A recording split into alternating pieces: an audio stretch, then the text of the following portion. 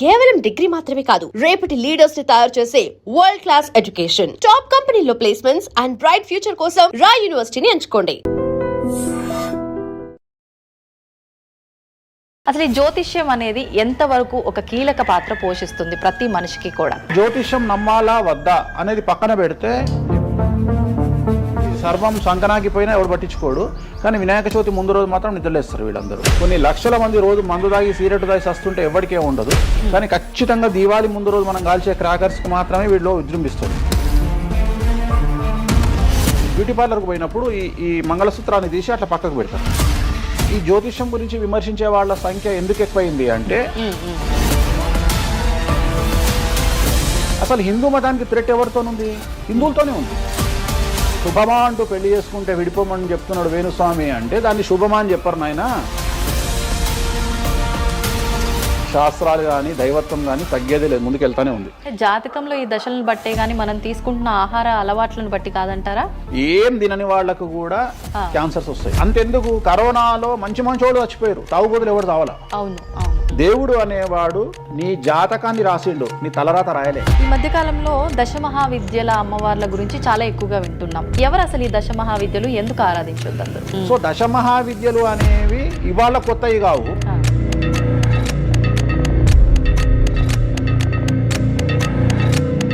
అరుణాచలం ఎవరికి తెలిసి పాలటి వరకు? ఎందుకు అరుణాచలానికి పొలోమంటే వెళ్ళిపోతున్నారు అంటే చాగంటి కోటేశ్వరరావు గారు చెప్పడం వల్ల నీకు అరుణాచలం తెలిసింది. మరి అరుణాచలం విషయంలో ఇదే డిస్కషన్ ఎందుకు వస్తలేదు? దశమహావిద్యలో నాన్ వెజ్ పెడతారు అనగానే ఇక నాన్ వెజ్ ప్రపంచంలో ఎవరు తిననట్టు, అసలు అదేదో తప్పైనట్టు, ఇక లిక్కర్ ఎవరు తాగలేనట్టు. రాముడు క్షత్రియుడు, మాంసం తినలేదా? సురాపానం అంటున్నావు. దేవతలే సురాపానం తీసుకున్నారు, అది మద్యమే. మరి అది దానికి ఏంటమ్మా? అవన్నీ పుకార్లు అంటున్నారు. పుకార్లు అదే చెప్తున్నా నేను. సురాపానము నథింగ్ బట్ సారా, ఇప్పసారా. గూగుల్లో కానీ, చాట్ జీపీటీలో కానీ, జెమినీలో కానీ వామాచారం అంటే ఏందో ఓపెన్ చేయండి, దశమహావిద్యలు అంటే ఏందో ఓపెన్ చేయండి. మీకు మీరే తెలుసుకోండి. ఈ సమాజంలో తెలుగు రాష్ట్రాల్లో ఉన్న దొంగలెవరో దొరలెవరో మీరే గుర్తుపట్టండి. ఎవరు అబద్ధాలు చెప్తున్నారో అనే విషయాన్ని తెలుసుకోండి. వేణుస్వామి దొంగ అయితే వేణుస్వామి దగ్గరికి రాకండి. నన్ను 20 నిమిషాలు ఆడుకుందామనే ప్రయత్నం చేసిన నీకు ఇప్పుడు చిన్న ఫినిషింగ్ టచ్ ఇస్తాను. అసలు నువ్వు జనవరి 1కి ముందు నా దగ్గర ఇంటర్వ్యూకి ఎందుకు వచ్చావు? నేను దానికి ఆన్సర్ చెప్తా. కాదు అదే ప్రయత్నం వేణుస్వామి చేసిండు కామాఖ్య విషయం. అమ్మా ఇట్లా వచ్చారా? నమస్కారం, వెల్కమ్ టు ఐ డ్రీమ్. ధర్మ మార్గం విత్ విజిత కార్యక్రమానికి స్వాగతం.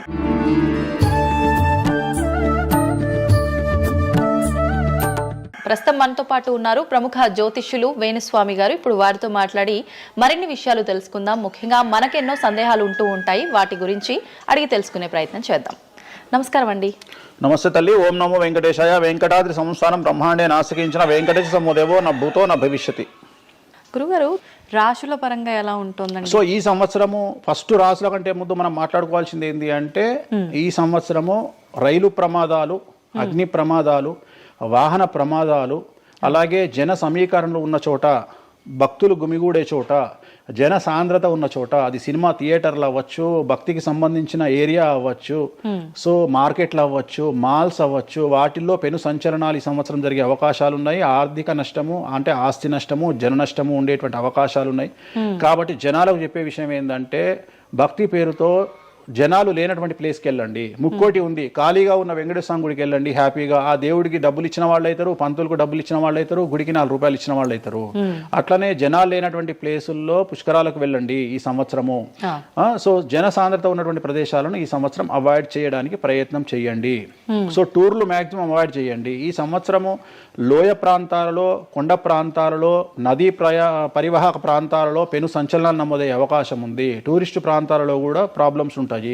ఈ సంవత్సరం భారతదేశంలో కొన్ని ప్రదేశాల్లో మత కల్లోలాలు రేగేటువంటి అవకాశం కనిపిస్తూ ఉంది, కర్ఫ్యూ విధించేటువంటి అవకాశం కనిపిస్తూ ఉంది. సో ఇవన్నీ కూడా ఈ సంవత్సరం చాలా తీవ్రంగా ఉండబోతా ఉన్నాయి. సో జాగ్రత్తలు వహిస్తే మంచిది. ఓకే, ఇప్పుడు అంటే ఇవి ఎవరికి అంటే ఏదైనా గ్రహాల్లో మార్పులు ఉన్న వాళ్ళకా, లేదంటే అంటే ఇదంతా మనం ప్రకృతి పరంగా చెప్పాలి. ప్రకృతి పరంగా దాంట్లో ఎవరు ఉంటారు అంటే, చనిపోయే వాళ్ళని తీసుకుంటే ఆ బాధితులు ఎవరైతే ఉంటారో వాళ్ళ జాతకంలో ఏలినాటి శనో, షష్టమ స్థానంలో శనో, వ్యయ గురువో ఉంటాడు. ఓకే. సో మనం వాళ్ళే అని చెప్పలేం కదా, అక్కడికి పోయిన వాళ్ళల్లో వాళ్ళు ఉంటారు. ఓకే. ఎవడైతే నష్టజాతకుడు ఉంటాడో వాడికి ఆ ఇన్సిడెంట్ జరుగుతుంది. సో ఇది ఓవరాల్ గా సంవత్సర ప్రిడిక్షన్ అంటారు. ఓకే. సో రాబోతున్నటువంటి సంవత్సరం పేరు కూడా చాలా చాలా చాలా కాంట్రవర్షియల్ నేమ్, అవును. పరాభవనామ సంవత్సరము. పరాభవము అంటే ఓటమి, అవమానముతో కూడిన ఓటమి అని అర్థం. పరాభవము, దుర్యోధనుడికి మయసభలో జరిగినది పరాభవము. సో అలాంటి పరాభవము ఎవరికి జరుగుతుంది అంటే, ఎవరి జాతకంలోనైతే ఏలినాటి శని ఉందో, 6వ స్థానంలో శని ఉన్నాడో, 8వ స్థానంలో శని ఉన్నాడో, 12వ స్థానంలో గురువు ఉన్నాడో, వాళ్లకు ఈ సంవత్సరం సంచలనాలు ఉండబోతా ఉన్నాయి. అది మేషరాశి కావచ్చు, మీనరాశి కావచ్చు, సింహరాశి కావచ్చు. ఓకే. సో ఇలాంటి వారికి ఈ సంవత్సరం పెను సంచలనాలు ఉండేటువంటి అవకాశాలు ప్రస్ఫుటంగా కనిపిస్తూ ఉన్నాయి. సో ఇది ఓవరాల్ గా సంవత్సర ఫలితము. ఇక 12 రాశులకు సంబంధించి ముందుగా మేషరాశి కనుక తీసుకున్నట్లయితే, మేషరాశికి ఈ సంవత్సరము ఏలినాటి శని నడుస్తూ ఉంది.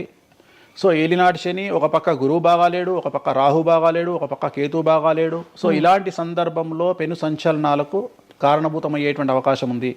సో విద్యార్థులకు ఉత్తీర్ణత శాతం తగ్గుతుంది, కోరుకున్న ప్లేస్మెంట్స్ రావు, వీసా రిజెక్ట్ అయ్యే అవకాశం ఉంది. ఉద్యోగస్తులకు పై అధికారుల వల్ల సమస్యలు ఉంటాయి, ప్రమోషన్లు ఆగిపోతాయి. సో బదిలీలు చాలా దూరంగా బదిలీలు అయ్యే అవకాశం కనిపిస్తూ ఉంది. రాజకీయ నాయకులకు ఫెయిల్యూర్స్ కనిపిస్తూ ఉన్నాయి, ఉన్న పదవులు కోల్పోయే అవకాశం కనిపిస్తుంది, ఎన్నికలలో ఓటమి కనిపిస్తూ ఉంది. రైతులకు మొదటి పంట కంటే రెండవ పంట బాగుండే అవకాశం ఉంది. కళాకారులకు, క్రీడాకారులకు అవకాశాలు తగ్గిపోయి ఆదాయం తగ్గిపోయే అవకాశం ఉంది. స్త్రీలకు సంబంధించి భర్తల మధ్యన గొడవలు అయ్యే అవకాశం ఉంది. అలాగే వ్యాపారస్తులకు, బ్యూరోక్రాట్లకు ఈ సంవత్సరం ఏసీబీ, సిబిఐ, సిఐడి లాంటి కేసులు లేదా ఈడీ కేసులు కనిపిస్తూ ఉన్నాయి. ఈ సంవత్సరం ఓవరాల్గా మేషరాశి వాళ్ళని తీసుకుంటే న్యాయపరమైన ఇబ్బందులు, ఆర్థికపరమైన ఇబ్బందులు, ఆరోగ్యపరమైన ఇబ్బందులు, తండ్రికి సంబంధించిన అపమృత్యు గండము,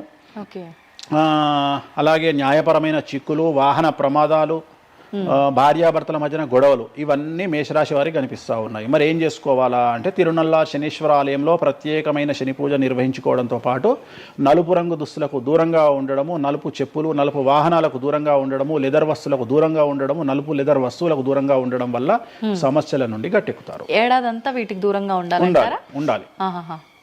మరి తర్వాత నెక్స్ట్ వృషభ రాశి. సో వృషభ రాశి వారికి ఈ సంవత్సరం 100కు ఇంచుమించుగా 75% అనుకూలంగా ఉంది. రాహువు, కేతువు, గురువు, శని అనుకూలత కనిపిస్తూ ఉంది.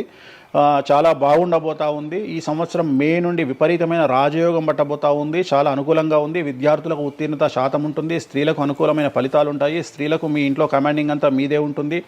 రాజకీయ నాయకులకు ఎన్నికలలో విజయాలు సాధిస్తారు. డబ్బులు ఎక్కువ ఖర్చైనా విజయాలు సాధిస్తారు. అలాగే రైతులకు 2 పంటల దిగుబడి, రాబడి బాగుంటుంది. విద్యార్థులకు కోరుకున్న ప్రదేశాల్లో సీట్లు వస్తాయి. ఉత్తీర్ణత శాతం పెరుగుతుంది. అవివాహితులకు వివాహ యోగ సూచనలు కనిపిస్తున్నాయి. సంతానం లేని వారికి సంతాన యోగం కనిపిస్తూ ఉంది. వ్యాపారస్తులకు, అన్ని రంగాల వ్యాపారస్తులకు అనుకూలమైన ఫలితాలు ఉండబోతా ఉన్నాయి. క్రీడాకారులకు, కళాకారులకు అవకాశాలు, ఆదాయము పెరుగుతాయి. ఓవరాల్గా ఈ సంవత్సరం పూర్తి స్థాయిలో మీకు ఎటువంటి సమస్యలు కనిపించడం లేదు. చాలా బాగుంది. కాబట్టి మీకు ఎటువంటి రెమెడీస్ అవసరం లేదు. వీలైతే సోమవారం నాడు శివాలయంలో రుద్రాభిషేకాన్ని నిర్వహించుకోండి. సో నెక్స్ట్ మిథున రాశి. ఈ సంవత్సరం ఏదైనా రాశి 100కు 110% అనుకూలంగా ఉంది అంటే మిథున రాశి. సో గురువు, రాహువు, కేతువు అన్ని గ్రహాలు అనుకూలంగా ఉన్నాయి. పట్టిందల్లా బంగారంగా ఉంటుంది. గురువు అతిచారం వల్ల మీ జాతకం చాలా బాగుండబోతా ఉంది. గత 10 సంవత్సరాల నుండి మీరు పడుతున్నటువంటి కష్టాలన్నీ తొలగిపోయే అవకాశాలు కనిపిస్తూ ఉన్నాయి. సో కొత్త స్పీడ్తో ముందుకు వెళ్ళండి. కొత్త ఆలోచనలు చేయండి. ఎంత గొప్పగా జీవితంలో ముందుకెళ్లాలో ప్లాన్ చేయండి. చాలా గొప్పగా ఆలోచించండి. చిన్నగా ఆలోచన చేయకండి. గురువు విపరీత రాజయోగాన్ని ఇవ్వబోతా ఉన్నాడు. దైవబలం మీకు అనుకూలంగా ఉంది. గురుబలం మీకు అనుకూలంగా ఉంది. శనిబలం మీకు అనుకూలంగా ఉంది. కాబట్టి కొత్త వ్యాపారాలు ప్రారంభించండి. విపరీతమైనటువంటి చాలా గొప్పగా కలలు కనండి. ఆ కలలను సాకారం చేసుకునే దిశగా ప్రయాణం చేయండి. విద్యార్థులకు అనుకూలంగా ఉంది. ఉద్యోగస్తులకు అనుకూలంగా ఉంది. వ్యాపారస్తులకు అనుకూలంగా ఉంది. రైతులకు 2 పంటలు అనుకూలంగా ఉంది. సో ప్రతి వాళ్ళు చెరువులు, తర్వాత చేపల చెరువులు, రొయ్యల చెరువులు పండించే వాళ్ళకు అనుకూలంగా ఉంది. పౌల్ట్రీ ఫామ్ వాళ్ళకు అనుకూలంగా ఉంది. రాజకీయ రంగం వారికి అనుకూలంగా ప్రజల్లో మంచి మార్పులు కనిపిస్తూ ఉన్నాయి. స్త్రీలకు మీదే కమాండింగ్గా ఉంటుంది. కుటుంబంలో మీరు ఏం చెప్తే అది జరిగేటువంటి అవకాశాలు కనిపిస్తూ ఉన్నాయి. సో మిథున రాశి వారికి పూర్తి స్థాయిలో అనుకూలంగా ఉంది. ఎటువంటి రెమెడీస్, ఎటువంటి పూజలు అవసరం లేదు. అద్భుతమైతే వీళ్ళది. నెక్స్ట్ కర్కాటక రాశి. సో నెక్స్ట్ కర్కాటక రాశి. సో కర్కాటక రాశి వారికి కూడా ఇంచుమించు 90% అనుకూలంగా ఉంది. కాకపోతే ఇక్కడ ఉన్న సమస్య ఏంటి అంటే, మే వరకు 2026 మే వరకు కొద్దిగా వీళ్ళకు గురువు 12వ ఇంట్లో ఉన్నాడు కాబట్టి కాళ్ళు చేతులు విరిగే అవకాశం ఉంది, దెబ్బలు తగిలించుకునే అవకాశం కనిపిస్తూ ఉంది. జాగ్రత్తగా ఉండండి. సాధ్యమైనంత వరకు yellow colour, lemon yellow colour దుస్తులు ధరించే ప్రయత్నం చేయండి. చాలా అనుకూలంగా ఉండబోతా ఉంది. రాజకీయ రంగంలో ఉండే వాళ్లకు విపరీతమైనటువంటి విజయాలు సిద్ధిస్తాయి. జనాల్లో అనుకూలమైన వాతావరణం ఉంటుంది. వ్యాపారస్తులకు విశేషించి అనుకూలంగా ఉంటుంది. విద్యార్థులకు అనుకూలంగా ఉంటుంది. అలాగే రైతులకు అనుకూలంగా ఉంటుంది. కళాకారులకు, క్రీడాకారులకు మరీ అనుకూలంగా ఉంటుంది. కాకపోతే ఓవరాల్గా కర్కాటక రాశి వారికి ఈ సంవత్సరం కొద్దిగా శత్రువుల యొక్క బెడద ఒక 10% కనిపిస్తూ ఉంది. కానీ శత్రువులను పట్టించుకోకండి. శని బలం వల్ల వాళ్ళు ఎంత ప్రయత్నాలు చేసినా, రాహు బలం వల్ల వాళ్ళు ఎంత ప్రయత్నాలు చేసినా మిమ్మల్ని ఎవరు ఏమీ చేయలేరు. సో మీరు చేయాల్సింది ప్రతి గురువారం నాడు లెమన్ ఎల్లో దుస్తులు ధరించే ప్రయత్నం చేయండి. అలాగే శ్రీకాళహస్తిలో గురు దక్షిణామూర్తి వద్ద గురువారం నాడు గురుహోరలో గురువుకు అంటే దక్షిణామూర్తికి అష్టోత్తర పూజ చేయించుకోండి. అలాగే పసుపు రంగు పువ్వు ఏదైనా ఉంటే అక్కడ నుండి తెచ్చుకొని ఇంట్లో పెట్టుకోండి. మీకు అనుకూలమైన ఫలితాలు ఉంటాయి. అంటే శని వీళ్ళకి ఫేవర్గా ఉన్నాడా? అంటే శని వీళ్ళకి చాలా ఫేవర్గా ఉన్నాడు. రాహు ఫేవర్గా ఉన్నాడు. కేతు ఫేవర్గా ఉన్నాడు. మే నుండి గురువు కూడా ఫేవర్గా ఉంటాడు. అది ఉన్న చిన్న చిన్న ఇబ్బందులకు కూడా ఏమైనా దానాలు అలాంటివి అదే మనం చెప్పినాం. ఎందుకు గురువు లెమన్ ఎల్లో కలర్ గురువుకు దక్షిణామూర్తి సరిపోతుంది. ఇంకా అవసరం లేదు, దానాలు అవసరం లేదు. మరి తదుపరి రాశి సో నెక్స్ట్ సింహరాశి. సింహరాశికి ఈ సంవత్సరం అష్టమ శని నడుస్తూ ఉంది. గురువు వ్యతిరేకమైన ఫలితాలు. రాహు కేతువు చాలా నెగిటివ్గా ఉన్నారు. సో ఇంచుమించుగా 4 గ్రహాలు వ్యతిరేకమైన దిశలో ఉన్నాయి. అష్టమ శని అంటే తల్లికి ఆరోగ్యపరమైన ఇబ్బందులు ఉంటాయి, మానసికమైన ఇబ్బందులు ఉంటాయి, శారీరకమైనటువంటి అనారోగ్య సమస్యలు ఉంటాయి. అలాగే ఆర్థికపరమైన ఇబ్బందులు, న్యాయపరమైన చికాకులు ఉంటాయి. జాగ్రత్తగా ఉండండి. నలుపు రంగు దుస్తులకు దూరంగా ఉండండి. విద్యార్థులకు సమస్యలు, ఉద్యోగస్తులకు సమస్యలు, వ్యాపారస్తులకు సమస్యలు, ఈడీ కేసులు, పోలీస్ కేసులు, బ్యూరోక్రాట్స్కు సిబిఐ కేసులు, రైతులకు పంటల దిగుబడిలో నష్టము, కళాకారులకు, క్రీడాకారులకు వాళ్ళ అవకాశాలను ఇతరులు దక్కించుకునేటువంటి అవకాశం కనిపిస్తూ ఉంది. స్త్రీలకు భార్యాభర్తల మధ్యన గొడవలు. సో ఓవరాల్గా సింహరాశి వారికి ఏ రంగంలో వారైనా సమస్యలు కనిపిస్తూ ఉన్నాయి. అష్టమ శని ప్రభావం కనిపిస్తూ ఉంది కాబట్టి నలుపు రంగు దుస్తులకు దూరంగా ఉండండి. తీరు నల్లార్ శనీశ్వర ఆలయంలో ప్రత్యేకమైన శని పూజను నిర్వహించుకోవడం ద్వారా సమస్యల నుండి గట్టెక్కుతారు. ఓకే. సో నెక్స్ట్ కన్యారాశి.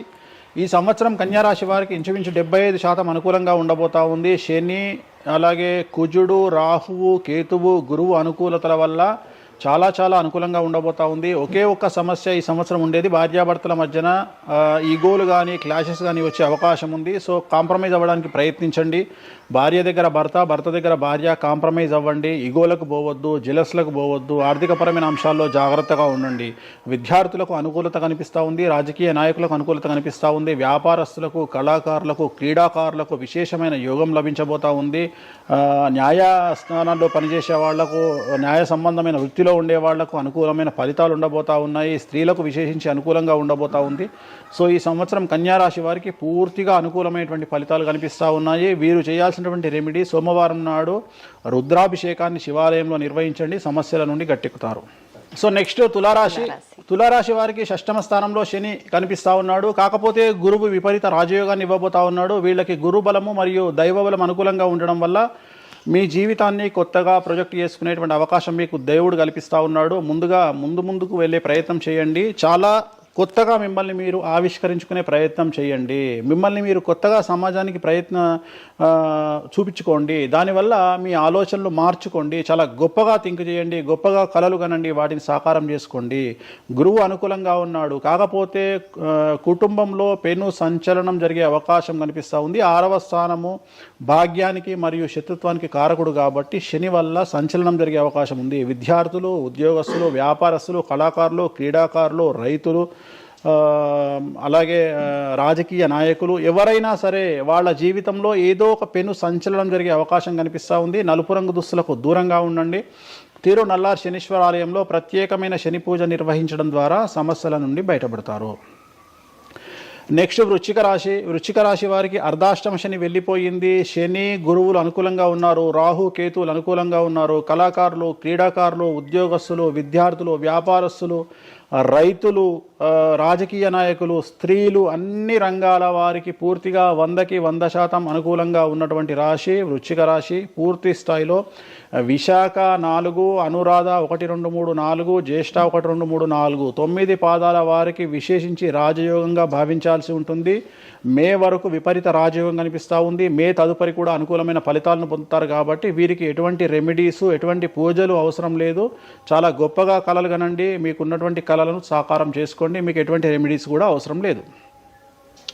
నెక్స్ట్ ధనుసు రాశి. ధనుసు రాశి వారికి అర్ధాష్టమ శని నడుస్తూ ఉంది. అర్ధాష్టమ శని అనేటువంటిది డబ్బులను అధికంగా ఇచ్చి ఆ డబ్బుల ద్వారా సమస్యలు తెచ్చేటువంటి ఒక పరిస్థితి. అంటే డబ్బులు లేకపోతేనే సమస్యలు అంటారా? డబ్బులు ఉంటే కూడా సమస్యలు. డబ్బులు ఉన్నప్పుడు వాటిని మనం ఖర్చు చేసే విధానంలో సమస్యలు, వాటిని మనం ఎలా సమాజంలో ఖర్చు పెట్టబోతున్నామనే సమస్యలు ఏర్పడేటువంటి అవకాశం ఉంది. కాబట్టి మీరు ఇన్వెస్ట్మెంట్ చేయడంలో కానీ, అప్పులు ఇవ్వడంలో కానీ, ఎవరికైనా అప్పులు ఇవ్వడంలో కానీ, చిట్టీలు వేయడంలో కానీ, సహాయం చేయబోయేటప్పుడు కానీ జాగ్రత్తలు తీసుకోండి. ఎటువంటి పరిస్థితుల్లోనూ డబ్బులు ఎవరికి ఇవ్వవద్దు. సో ధనుస్సు రాశి వారికి డబ్బు పరంగా సమస్యలు ఏర్పడే అవకాశం ఉంది. రాక డబ్బులు వచ్చినాయి కాబట్టి తీసుకెళ్ళి వేరే వాళ్ళకి ఇచ్చి మోసపోయే అవకాశాలు కనిపిస్తూ ఉన్నాయి. ఈ ఒక్క విషయంలో ధనుసు రాశి వాళ్ళు జాగ్రత్తలు తీసుకుంటే విద్యార్థులకు, ఉద్యోగస్తులకు, కళాకారులకు, క్రీడాకారులకు, రాజకీయ నాయకులకు, స్త్రీలకు, వ్యాపారస్తులకు, రైతులకు, అన్ని రంగాల వారికి ఈ సంవత్సరం అనుకూలంగా ఉంటుంది. ఓన్లీ మీరు చేయాల్సిన రెమెడీ నలుపు రంగు దుస్తులకు దూరంగా ఉండండి. తిరునల్లార్ శనీశ్వర ఆలయంలో ప్రత్యేకమైన శని పూజ నిర్వహించడం ద్వారా సమస్యల నుండి గట్టెక్కుతారు. నెక్స్ట్ మకర రాశి. మకర రాశి వారికి ఈ సంవత్సరం చాలా అనుకూలంగా ఉంది. ఈ సంవత్సరం అండర్లైన్ చేయాల్సిన విషయం ఏమిటంటే మకర రాశి వారికి భార్యాభర్తల మధ్యన గ్యాప్ ఏర్పడేటువంటి అవకాశం ఉంది. గొడవలు వచ్చే అవకాశం ఉంది. ఈగోస్ వల్ల కానీ వేటి వల్ల అయినా సమస్యలు వచ్చే అవకాశం ఉంది. అది కాకుండా విద్యార్థులకు అనుకూలతలు ఉంటాయి, ఉద్యోగస్తులకు అనుకూలతలు ఉంటాయి, రైతులకు 2 పంటల దిగుబడి రాబడి ఉంటుంది. అలాగే రాజకీయ నాయకులకు సమాజంలో మంచి పేరు ప్రఖ్యాతులతో పాటు పదవులు సిద్ధిస్తాయి. రైతులకు 2 పంటల దిగుబడి రాబడి ఉంటుంది. వ్యాపారస్తులకు రూపాయికి 100 రూపాయల లాభం ఉంటుంది. స్త్రీలకు కోరుకున్నటువంటి ఫలితాలు ఉంటాయి. అన్ని రంగాల వారికి అనుకూలమైన ఫలితాలు మకర రాశి వారికి ఉండబోతా ఉన్నాయి. వీరు సోమవారం నాడు శివాలయంలో రుద్రాభిషేకం నిర్వహించుకున్నట్లయితే సమస్యల నుండి గట్టెక్కుతారు. సో నెక్స్ట్ కుంభరాశి. కుంభరాశి వారికి ఏలినాడు శని చివరి అంకంలో ఉంది. చాలా సమస్యలు కనిపించబోతా ఉన్నాయి. కుటుంబంలో ఎవరిని తీసుకున్నా విద్యార్థులు, ఉద్యోగస్తులు, వ్యాపారస్తులు, కళాకారులు, క్రీడాకారులు, రాజకీయ నాయకులు, స్త్రీలు, ఉద్యోగస్తులు, బ్యూరోక్రాట్లు అందరికీ సమస్యలు ఉన్నాయి. వాహన ప్రమాదాలు, పోలీస్ కేసులు, కోర్టు కేసులు, ఆరోగ్యపరమైన ఇబ్బందులు, మానసికమైన ఇబ్బందులు, స్త్రీలకైతే థైరాయిడ్ సమస్యలు, పీసీఓడి సమస్యలు, గర్భసంచికి సంబంధించిన సమస్యలు, మానసికమైన ఇబ్బందులు బాధించే అవకాశం కనిపిస్తూ ఉంది. జాగ్రత్తగా ఉండండి. నలుపు రంగు దుస్తులకు దూరంగా ఉండండి. శనివార నియమాన్ని పాటించండి. సప్త శనివార వ్రతాన్ని పాటించండి. సప్త శనివార వ్రతం అంటే శనివారం నాడు శ్రీ వెంకటేశ్వర స్వామి వారికి సంబంధించినటువంటి వ్రతము. ఇది పుస్తకం మీకు మార్కెట్లో దొరుకుతుంది. తీసుకొచ్చుకొని 7 వారాల పాటు 7 శనివారాల పాటు చేయండి. సమస్యల నుండి గట్టెక్కుతారు. ఇక చివరిది, లాస్ట్ది అనేటువంటిది మీనరాశి. మీనరాశి వారికి ఈ సంవత్సరం జన్మశని నడుస్తూ ఉంది. జన్మశని చాలా డేంజరస్గా ఉండబోతూ ఉంది. ఏ రంగంలో ఉండే వారికైనా ఈ సంవత్సరం సమస్యలు తప్పవు. ఆర్థికంగా, సామాజికంగా, న్యాయపరంగా, ఆరోగ్యపరంగా, వాహన ప్రమాదాలు అవ్వచ్చు, ఆర్థికపరమైన నష్టాలు అవ్వచ్చు, పోలీస్ కేసులు అవ్వచ్చు, ఇంట్లో తల్లిదండ్రులు ఒకళ్లకు ప్రాణగండాలు అవ్వచ్చు, భార్యాభర్తల మధ్యన గొడవలు అవ్వచ్చు. మరీ ముఖ్యంగా ఈ సంవత్సరం మీనరాశి జాతకులు ఉండేటువంటి ఇళ్లలో మగవాళ్లకు సంపాదన లేకుండా ఖాళీగా ఉండడం వల్ల ఆడవాళ్లు మాత్రమే సంపాదించి, ఆడవాళ్ల ఉద్యోగంతో డబ్బులు సంపాదించి, ఆడవాళ్ల అంటే భార్యల మీదనో, ఆడవాళ్ల కూతుళ్ళ మీదనో, తల్లి మీదనో బ్రతికేటువంటి పరిస్థితి మగవాళ్లకు ఉండే అవకాశం ఉంది. కాబట్టి ఈగోలను చంపుకోండి. సో ఆడవారి మీద బ్రతకడానికి సిద్ధపడండి, కష్టపడండి, మానసికంగా సంసిద్ధులుగా ఉండండి. అంటే అలాంటి ఒక కండిషన్ ఈ సంవత్సరం ఉండబోతా ఉంది. ఈ ఒక్క సంవత్సరాన్ని కనుక మీరు దాటగలిగితే మీ జీవితంలో మంచి మంచి మంచి పొజిషన్లకు వెళ్తారు. సో నలుపు రంగు దుస్తులకు దూరంగా ఉండండి. రాత్రిపూట ప్రయాణాలు చేయకండి. వాహన ప్రమాదాలు జరిగే అవకాశం కనిపిస్తూ ఉంది. జన సమూహం ఉన్నటువంటి ప్రాంతాలకు వెళ్ళకండి. సో జాగ్రత్తలు తీసుకోండి. నలుపు రంగు దుస్తులకు దూరంగా ఉండండి. తిరునల్లార్ శనీశ్వర ఆలయంలో ప్రత్యేకమైన శని పూజ నిర్వహించడం ద్వారా సమస్యల నుండి బయటపడతారు. ఇప్పుడు ఈ రాశి ఫలాల్ని ఈ మధ్యకాలంలో చాలా మంది ఫాలో అవుతున్నారండి. ఇది అక్షరం అంటే పేరులో మొదటి అక్షరాన్ని బట్టి ఫాలో అవ్వాలా, లేదంటే డేట్ ఆఫ్ బర్త్ బట్టి వచ్చే రాశిని ఫాలో అవ్వాలా? ఇది పేరులో దాని సంబంధం లేదు. డేట్ ఆఫ్ బర్త్ ప్రకారం చూసుకోవాలి. రెండోది ఇది గోచారం. గ్రహచారం వేరు, గోచారం వేరు. ఇది జస్ట్ గోచారం ప్రకారం ఎలాగైతే మనము సౌరమానం ప్రకారము మనం చూసుకుంటామో అలా ఇది ఓన్లీ చాంద్రమానం ప్రకారము మీ నక్షత్రం ప్రకారం చూసుకోవాల్సిందే. మళ్ళీ వ్యక్తిగతమైన జాతకం వేరు. అంటే ఒక 3-4 రాశులు మినహాయించి అన్ని రాశుల వారికి కొంచెం ఇబ్బందికర పరిస్థితులే ఉన్నాయి. దానికి మీరు చెప్పిన రెమెడీస్ చేసుకుంటే సరిపోతుంది. ధన్యవాదాలండి, చాలా చక్కగా వివరించారు. ఓం నమో వెంకటేశాయ.